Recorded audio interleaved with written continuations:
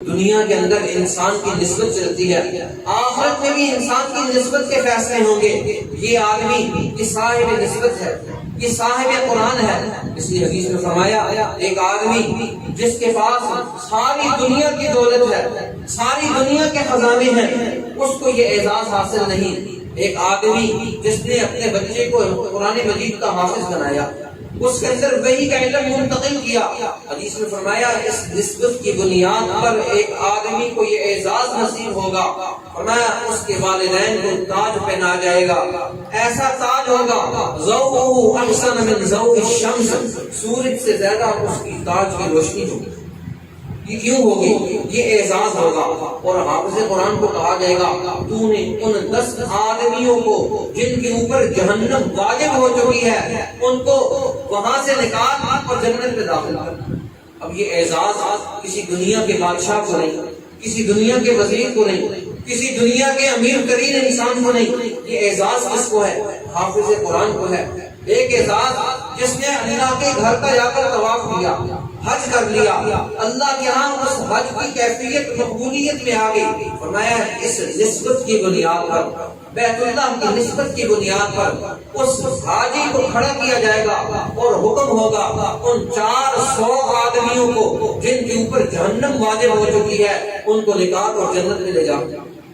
یہ تیرے ساتھ محبت کرتے ہوئے جو آدمی حافظ قرآن کے ساتھ محبت کرتا ہے، اللہ یہاں اس کی حیثیت کی تبدیل ہوتی ہے۔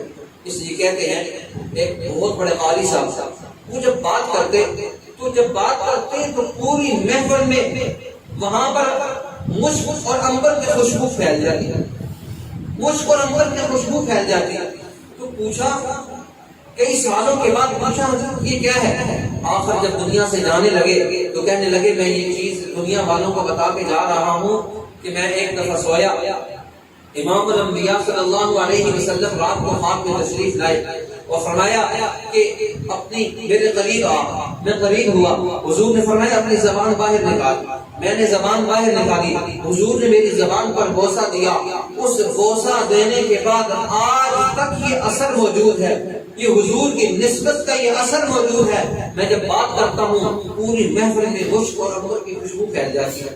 میں خوشبو لگاتا نہیں ہوں، میں زبان کھولتا ہوں، سرکار نے جس زبان پر بوسہ دیا اس بوسے کی نسبت کا یہ اثر ہے۔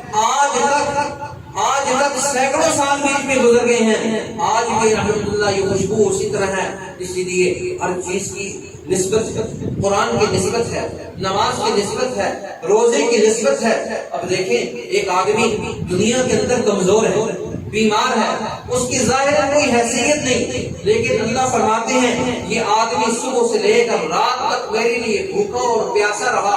اللہ فرماتے ہیں دخلوه فم الصائم اطيب عند الله من ريح المسك، اس آدمی کے معدے سے جو بو اٹھتی ہے، اس آدمی کے معدے سے بھوک کی وجہ سے جو بو اٹھتی ہے، اللہ فرماتے ہیں میرے ہاں اس بو کی حقیقت ہے، اس کی ایک نسبت ہے، اس بو کی نسبت اس آدمی کی نسبت روزے کے ساتھ ہے۔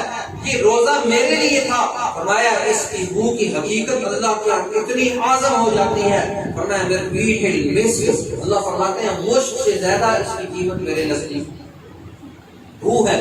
ویسے اسلام حکم دیتا ہے طہارت کا، اسلام حکم دیتا ہے پاکیزگی کا، لیکن جہاں نسبت کی بات آتی ہے اللہ نسبت کی قدر کرتا ہے، اللہ نسبت کی قدر کرتا ہے اور نسبت کی بنیاد پر۔ اس لیے ایک انسان کا ظاہر ہے، ایک باطن ہے، ایک انسان کا ظاہر ہے، ایک باطن ہے۔ انسان کے اندر جب نسبت منتقل ہوتی ہے اللہ اس کے باطن کو ایسا روشن کرتا ہے، ایسا مزکی مصفی اور مجلہ کرتا ہے کہ اس نسبت کی بنیاد پر اللہ کے یہاں اس کے فیصلے ہوتے ہیں۔